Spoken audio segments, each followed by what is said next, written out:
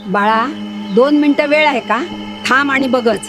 जिथं डॉक्टर हरले तिथं माझ्या बाळूमामांच्या भंडाऱ्यानं साक्षात मृत्यूला कसं हरवलं. तरी एकाने मला कमेंट करून विचारलं होतं, तुम्ही फक्त बाळूमामांचेच व्हिडिओ का बनवता? तुम्हाला काय भेटतं? मामांनी तुमच्यासाठी असं काय केलंय?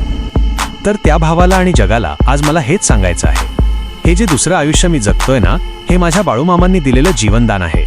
ज्या मामाने मला मृत्यूच्या दारातून परत आणलं, त्यांची चाकरी नाही करणार तर कोणाची करणार? मी धनगर आहे.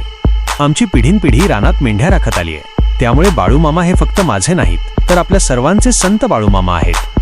मामांनी अनेक वर्षांपूर्वीच अगदी स्पष्ट शब्दांत सांगून ठेवलंय, जो मला हाय त्याला मी हाय, आणि जो मला नाही त्याला मी नाही.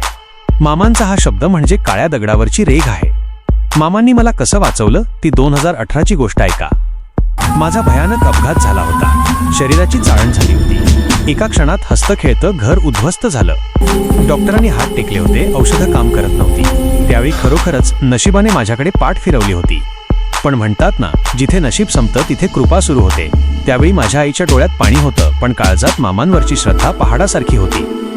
ती माझ्या रडणाऱ्या बायकोला ओरडून म्हणाली, अगं जगातले डॉक्टर हरले असतील, पण माझा बाळूमामा हरणार नाही. तू फक्त मामाचा भंडारा लाव, ज्याचं रक्षण करायला माझा मामा उभा आहे, त्याला यम सुद्धा नेऊ शकत नाही.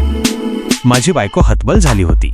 ती म्हणाली, अहो, जिथे औषधं कामाला येत नाहीत तिथे तुमची ही चिमूटभर हळद काय जीव वाचवणार? पण आईचा शब्द मोडवेना म्हणून तिने थरथरत्या हाताने तो भंडारा माझ्या कपाळाला लावला. आणि काय सांगू दादा, तो भंडारा नव्हता तर ती मामांची संजीवनी होती. जिथे विज्ञानाचा अंत होतो तिथे माझ्या बाळूमामांची लीला सुरू होते. त्या भयंकर काळात माझा एक डोळा कायमचा गेला. पायाचं हाड मोडलं.